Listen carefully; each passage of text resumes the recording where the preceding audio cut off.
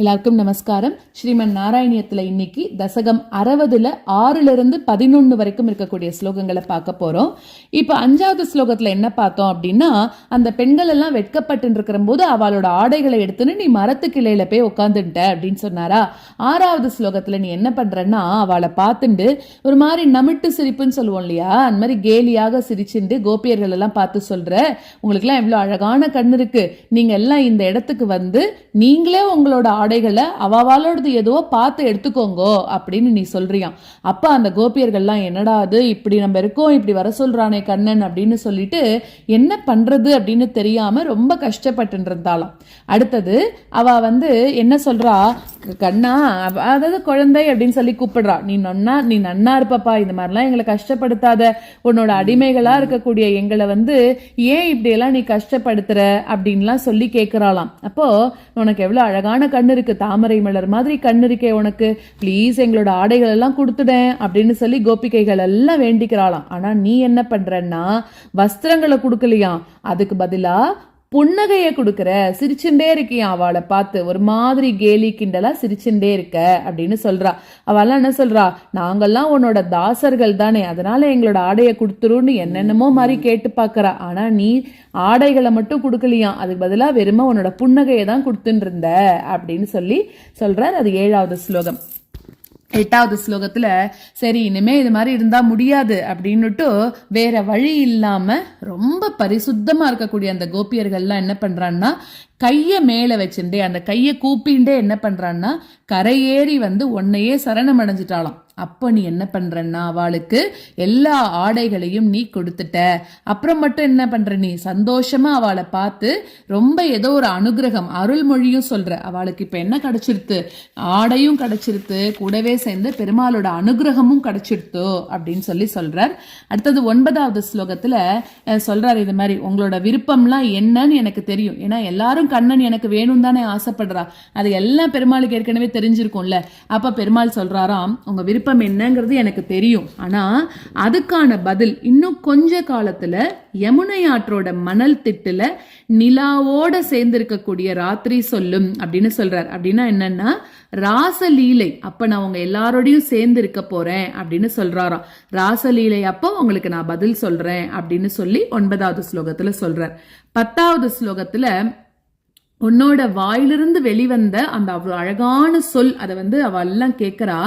அப்போ அன்பனால உன்னோட முகமா இருக்கக்கூடிய தாமரைய திருப்பி திருப்பி பார்த்துட்டு, தாமரை மாதிரி இருக்கக்கூடிய உன்னோட முகத்தை அவ வந்து பெருமாள் என்னமோ சொல்லியிருக்காரு இல்ல, நான் வந்து ஒரு ராத்திரியில வந்து உனக்கு பதில் சொல்றேன் அப்படின்னு சொல்லியிருக்காரு. அப்போ அவளுக்கு ரொம்ப சந்தோஷமா இப்படியே பெருமாளோட முகத்தை திரும்பி பார்த்துட்டே வீட்டுக்கு போக மனசு இல்லாம அவெல்லாம் கிளம்பி போறாளாம். அடுத்ததாக, இந்த மாதிரி எல்லாம் நீ கோபியர்களுக்கெல்லாம் அருள் புரிஞ்ச நீ வந்து முன்னாடி போலவே இவாளுக்கெல்லாம் அனுகிரகம் பண்ணிட்டு காட்டுல சஞ்சாரத்துக்கு போயிட்ட அப்படிங்கிறார். அப்படி ரொம்ப கருணையோடு இருக்கக்கூடிய நீ தான் என்னோட பிணிகள் எல்லாத்தையும் காத்தருளணும் அப்படின்னு சொல்லி பட்டத்ரி இந்த தசகத்தை பூர்த்தி பண்ற 6லிருந்து 11 வரைக்கும் இருக்கக்கூடிய ஸ்லோகங்களை கத்துண்டுலாம்.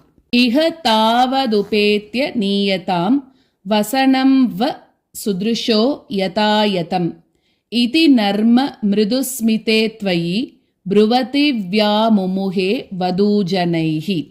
இஹ தாவதுபேத்ய நீயதாம் வசனம் வசுத்ருஷோ யதாயதம். இஹ தாவதுபேத்ய நீயதாம் வசனம் வசுத்ருஷோ யதாயதம் இதி நர்ம மிருதுஸ்மிதே த்வயி ப்ருவதி வ்யாமுமுஹே வதூஜனைஹி. இதி நர்ம மிருதுஸ்மிதே த்வயி ப்ருவதி வ்யாமுமுஹே வதூஜனைஹி. இஹ தாவதுபேத்ய நீயதாம் வசனம் வசுத்ருஷோ யதாயதம் இதி நர்ம மிருதுஸ்மிதே த்வயி ப்ருவதி வ்யாமுமுஹே வதூஜனைஹி. இஹ தாவதுபேத்ய நீயதாம் வசனம் வசுத்ருஷோ யதாயதம் இதி நர்ம மிருதுஸ்மிதே த்வயி ப்ருவதி வ்யாமுமுஹே வதூஜனைஹி. அயி ஜீவ சிரம் கிஷோரனஹ தவதாசீரவசி கரோஷி கிம் பிரதிஷாம்பரம் அம்புஜேக்ஷனேதி उदितस्त्वं स्मितमेव दत्तवान् अयि जीवचिरं किशोरनघ तव दासीरवशीकरोषि किम् अयि जीवचिरं किशोरनघ तव दासीरवशीकरोषि किम् प्रतिशाम्बरमम्बुजे क्षणेति उदितस्त्वं स्मितमेव दत्तवान् प्रतिशाम्बरमम्बुजे क्षणेति उदितस्त्वं स्मितमेव दत्तवान् अयि जीवचिरं किशोरनघ तव दासीरवशीकरोषि किम् प्रतिशाम्बरमम्बुजे क्षणेति उदितस्त्वं स्मितमेव दत्तवान् अयि जीवचिरं किशोरनघ तव दासीरवशीकरोषि किम् प्रतिशाम्बरमम्बुजे क्षणेति उदितस्त्वं स्मितमेव दत्तवान् अधिरुह्य तटं कृताञ्जलिः परिशुद्धा स्वगतिर्निरीक्ष्यताः वसनान्यखिलान्यनुग्रहं पुनरेवं गिरमप्यदा मुदा अधिरुह्य तटं कृताञ्जलिः परिशुद्धा स्वगतिर्निरीक्ष्यताः अधिरुह्य तटं कृताञ्जलिः परिशुद्धा स्वगतिर्निरीक्ष्यताः वसनान्यखिलान्यनुग्रहं पुनरेवं गिरमप्यदा मुदा वसनान्यखिलान्यनुग्रहं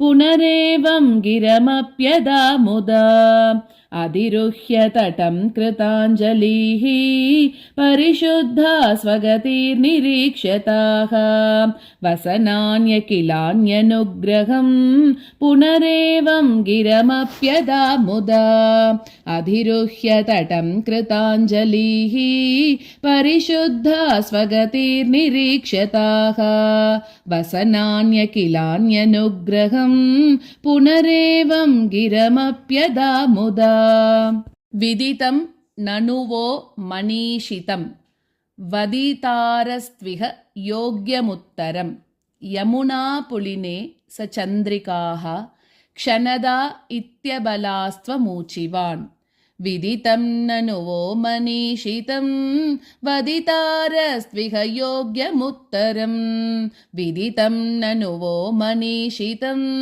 वदितारस्त्विह योग्यमुत्तरं यमुनापुलिने स चन्द्रिकाः क्षणदा इत्यबलास्त्वमूचिवान् यमुनापुलिने स चन्द्रिकाः क्षणदा इत्यबलास्त्वमूचिवान् विदितं ननु वो मनीषितं वदितारस्त्विह योग्यमुत्तरं यमुनापुलिने स चन्द्रिकाः क्षणदा इत्यबलास्त्वमूचिवान् विदितं ननु वो मनीषितं वदितारस्त्विह योग्यमुत्तरं यमुनापुलिने स चन्द्रिकाः क्षणदा इत्यबलास्त्वमूचिवान् कर्ण्य भवन्मुखच्युतं मधुनिष्यन्ति वचो मृगीदृशः प्रणयादयि वीक्ष्य वीक्ष्यते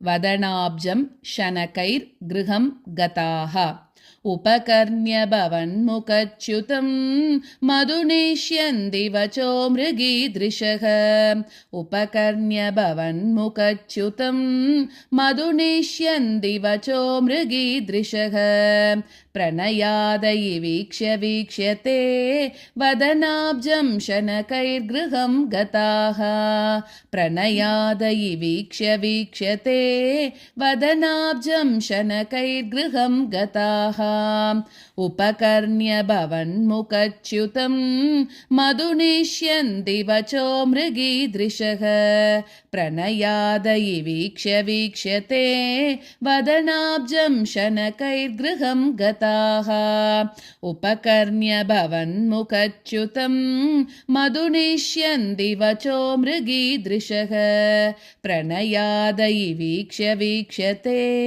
वदनाब्जं शनकैर्गृहं गताः इति नन्वनुगृह्य वल्लवीः विपिनान्तेषु पुरेव सञ्चरन् करुणाशिशिरो हरेहर त्वरया मे सकलामयावलिम् इति नन्वनुगृह्य वल्लवीः विपिनान्तेषु पुरेव सञ्चरन् इति नन्वनुगृह्य वल्लवीः विपिनान्तेषु पुरेव सञ्चरन् करुणाशिशिरो हरेहर त्वरया मे सकलामयावलिम् करुणाशिशिरो हरेहर त्वरया मे सकलामयावलिम् इति नन्वनुगृह्य वल्लवीः विपिनान्तेषु पुरेव सञ्चरन् करुणाशिशिरो हरेहर त्वरया मे सकलामयावलिम् इति नन्वनुगृह्य वल्लवीः विपिनान्तेषु पुरेव सञ्चरन् करुणाशिशिरो हरेहर त्वरया मे सकलामयावलिम्